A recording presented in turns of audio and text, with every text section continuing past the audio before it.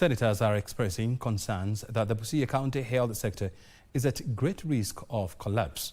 The lawmakers who toured the Busia County Referral Hospital on Thursday said intermittent settlement of claims by the Social Health Authority and loopholes within the revenue system have rendered the county's health facilities incapable of providing efficient service delivery. The senators are calling for an immediate solution to the crisis to avert a possible shutdown of the health system in Busia.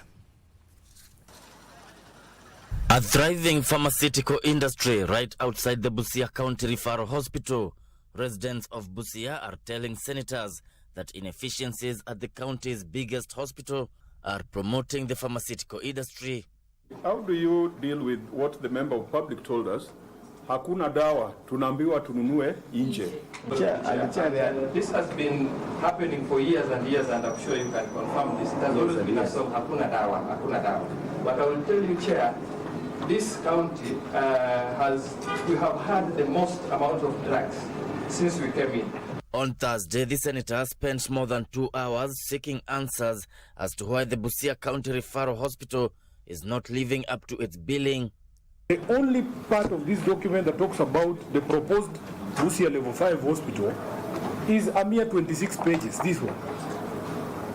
Which has costed 4.9. Can you really say this is a feasibility study, my brother? From broken dialysis machines to a near non-existent intensive care facility, the referral hospital is facing what senators termed as serious financial problems. The health committee should not leave this town until we have clarity on this dialysis.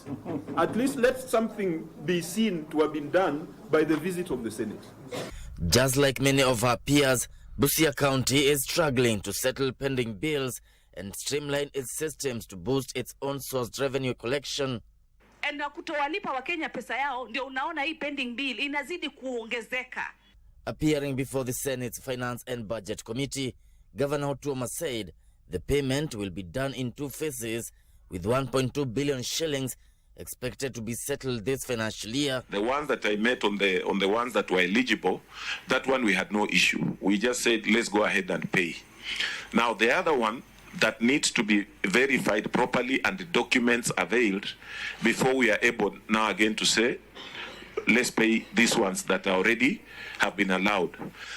The Senate Finance Committee is, however, skeptical of the county's plan to pay its debts after it incurred a pending bill of at least 1 billion shillings in the last financial year.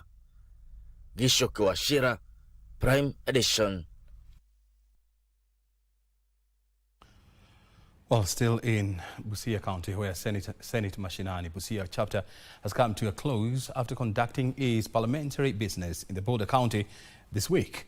On Thursday, the plenary sittings were, however, interrupted by a quorum hitch, forcing the House to adjourn in sittings at 4 p.m.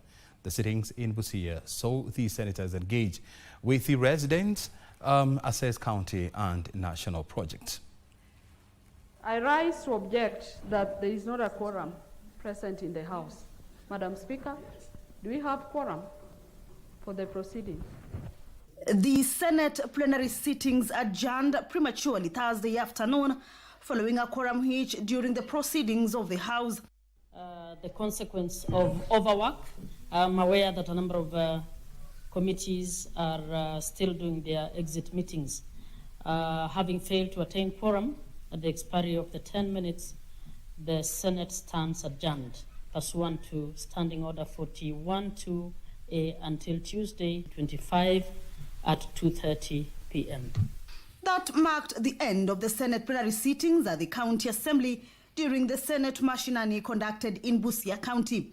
Among the Senate's parliamentary business that stood out during the visit of the Senate in Busia. Na kama referendum ilifanywa, ndo tutoke kwa ile katiba ambayo tuliwacha nyuma mzee. Include the inaugural public participation forum on the Constitution of Kenya Amendment Bill 2025, where residents of Busia exercised their constitutional right to dissect and give their opinion on the contents of the bill.